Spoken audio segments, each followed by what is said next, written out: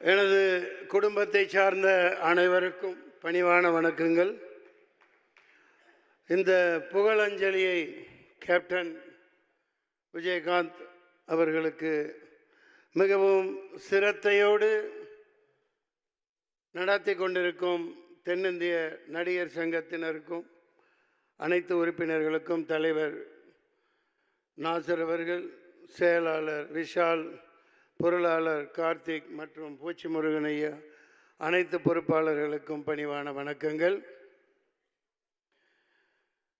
உலகத்தில் புரட்சி தலைவர் எம்ஜிஆர் மக்கள் அனைவர் மனதிலும் இதயத்திலும் இடம் பிடித்தவர்.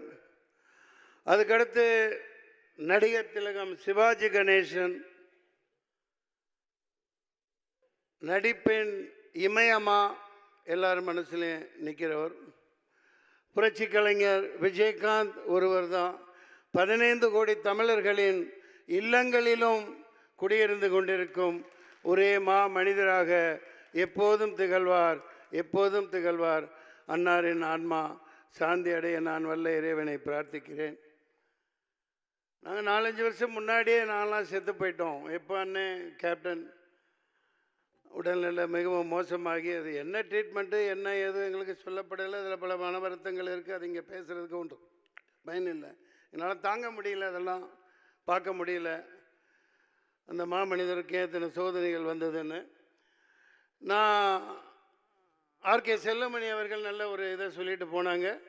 அதன் தொடர்ச்சியாக புரட்சி கலைஞர் வளாகம்ங்கிறது வைக்கிறதுல ஒன்றும் இது இல்லை. ஆனால் நடிகர் சங்கத்தின் தலைவர் பொருளாளர் முக்கியமாக கார்த்திக்கு நான் வேண்டி கேட்டுக்கிறேன். இது ஒரு கருத்தாக நீங்கள் எடுத்துக்கோங்க.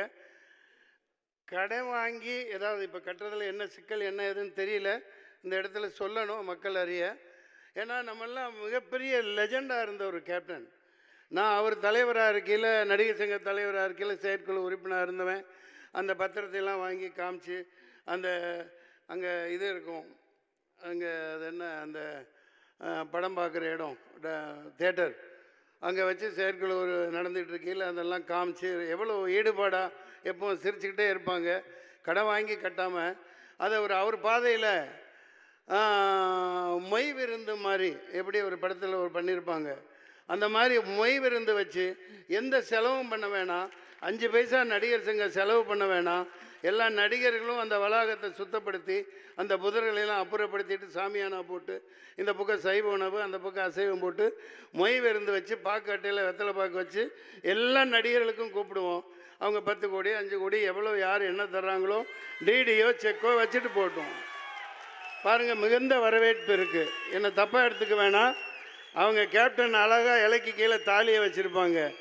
அதே பாணியில் அது வேறு ஃபார்மேட்லேயும் பண்ணிக்கலாம், ஒன்றும் தப்பு இல்லை. எல்லாத்தையும் கூப்பிட்டு ஏண்டா எவனோ இங்கே தமிழ்நாட்டில் ஆட்டை போட்டு என்னதையும் பில்டிங் கட்டுறான். 40 பில்டிங் கட்டுறான், 40 மாடி கட்டுறான், 50 மாடி கட்டுறான். எப்போ நம்ம கண்ணு முன்னாடி கூளை கும்பிடு போட்டவன் 20 வருஷத்துக்கு முன்னாடி என்கிட்ட அசிஸ்டண்ட்டாக இருந்தவன் பெரிய பில்டராக இருக்கான். நம்ம அதே இடத்துல இருந்துகிட்ருக்கோம். இப்போ கேப்டன்லாம் நடிகர் சங்கம்னா ஒரு இராணுவ பலத்தோடு இருந்துச்சு, இராணுவ பலத்தோடு இருந்துச்சு. சாதாரணமாக இருந்தார். எல்லா ஆட்சியாளர்கள்லாம் பயந்தாங்க. இல்லாட்டி ஒரு ராமேஸ்வர போராட்டம் ட்ரெயின் ஃபுல்லாக ரொப்பிக்கிட்டு அங்கே போய் நடத்தி காமிச்சிருக்க முடியாது. நெய்வேலி போராட்டம் இங்கே குறிப்பிட்டாங்க பேசினவங்க. நம்ம அதுக்காக நம்ம 2 கொம்பு வச்சுக்கிட்டு இருக்கணும்னு அவசியம் இல்லை. கதாநாயகர்கள் விஷால் உங்களுக்கு சக்தி இருக்குது, நாசர் சார் உங்களுக்கு சக்தி இருக்கு. இனிமேலும் நடிகர் சங்கம் ஒரு இராணுவ பலத்தோட மிகப்பெரிய அங்கமாக தமிழ்நாட்டில் இருக்கணும். எவனுக்கும் கட்டுப்பட வேண்டிய அவசியம் இல்லை. பார்த்துக்கலாம், எத்தனையோ கோடி போட்டு பணம் எடுக்கிறோம். தயவு செஞ்சு கடன் வாங்காதீங்க. அதாவது டிரான்ஸ்பரண்ட்டாக இருக்கட்டும். எந்த நடிகர் என்ன கொடுக்குறாங்களோ என்னங்க இதெல்லாம் ஒரு ஜிஜிபி மேட்ருங்க, சாதாரண விஷயம். ஒரே வருடத்துக்குள்ளே கட்டப்பெறணும். விஷால் அது நிச்சயமாக செய்வார். கார்த்திக் பொருளாளர்கிட்ட கெஞ்சி கேட்டுக்கிறேன், நான் கூட வரேன். நீங்கள் செயற்குழு உறுப்பினர்கள் மட்டும் ஈகோ பார்த்துட்டுலாம் இருக்காதீங்க. நடுராத்திரி கூப்பிடுங்க, எப்போ கூப்பிட்டாலும் வரோம், எல்லோரும் வருவாங்க. இது ஒரு சாதாரண விஷயம். எம்ஜிஆர் நடத்தின மாதிரி அந்த இடத்துல இப்போ இந்த பொங்கல் வச்சு ஒன்றுமே நடக்கலை.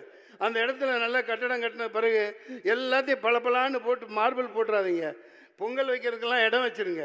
வருஷம் வருஷம் கேப்டன் பேரில் பொங்கல் விழா நடத்தணும். எல்லா நடிகர்களும் யார் யார் ஊரில் இருக்காங்களோ எல்லாம் வந்து கொண்டாடுறோம், ஜாலியாக கொண்டாடலாம். சரிங்களா? மக்களை நல்லா வாழ வைக்கணும். அதான் கேப்டன் சொன்னது. அன்னாரின் ஆன்மா சாந்தியுடைய வாழ்த்துக்கள். பிரார்த்திப்போம். நன்றி, நன்றி, வணக்கம்.